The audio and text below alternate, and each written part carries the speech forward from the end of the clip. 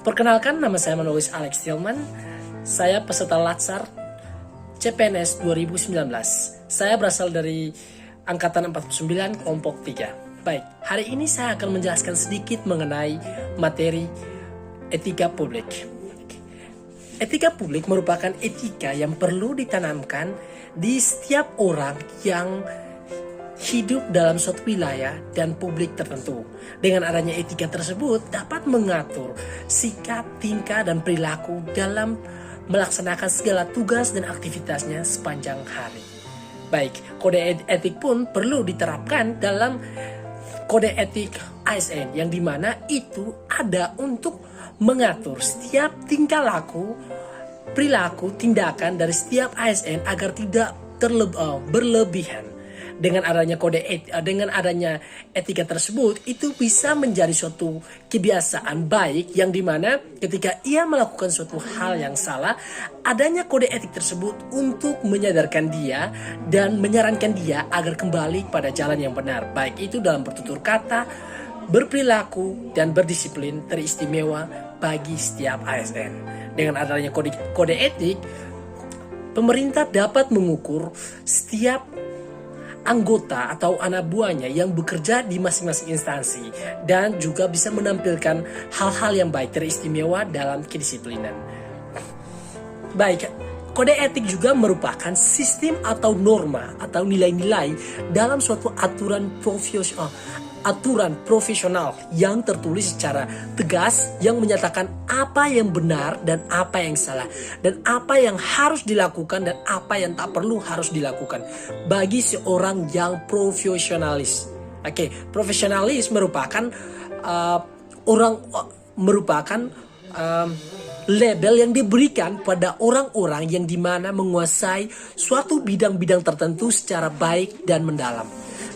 Untuk fungsi dari kode etik itu terbagi atas 3. Yang pertama, melindungi suatu profesi dari campur tangan pemerintah. Saya ambil contoh, saya bekerja di bidang izin tinggal.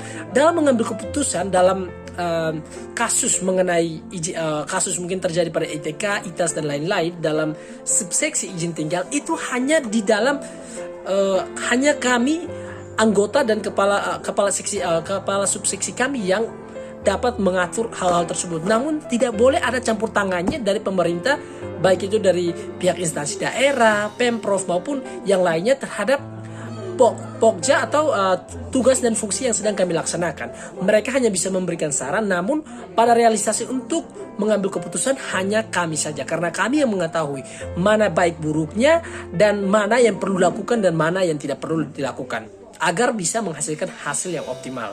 Yang kedua yaitu mencegah terjadinya pertentangan dalam profesi. Dalam setiap pekerjaan, dalam setiap profesi pasti ada yang namanya perbedaan pendapat. Dengan adanya kode etik tersebut yang bersifat aturan atau norma dapat mengatur ketika adanya pertentangan, boleh pertentangan, tetapi pertentangan yang disampaikan secara baik agar tidak menimbulkan permasalahan baru di dalam lingkup kerja tersebut. Dengan adanya kode etik tersebut bisa mengikat ketika ada yang ingin membuat sesuatu berlebihan atau lebih kasarnya mengambil tindakan yang kurang cocok, maka kode etik ada di situ untuk mengatur dan memperbaiki hal tersebut. Yang ketiga yaitu melindungi para praktisi dari kesalahan praktik dalam suatu profesi. Namanya kesalahan itu pasti selalu ada. Dengan adanya kode etik tersebut, masyarakat umum tidak bisa secara langsung memvonis memberikan bahwa kita salah dalam bidang tersebut, karena memang pada dasarnya mereka tidak tahu apa-apa, mereka kurang paham. Namun dengan ada kode etik tersebut dapat melindungi setiap praktisi yang bekerja dalam bidang itu. Baik, itulah beberapa pemahaman menurut pendapat saya, baik itu secara pengertian dan juga fungsi, yang dimana bisa saya ambil contohnya dari ruang lingkup kerja saya. Baik, sekian dari saya dan terima kasih. Selamat sore.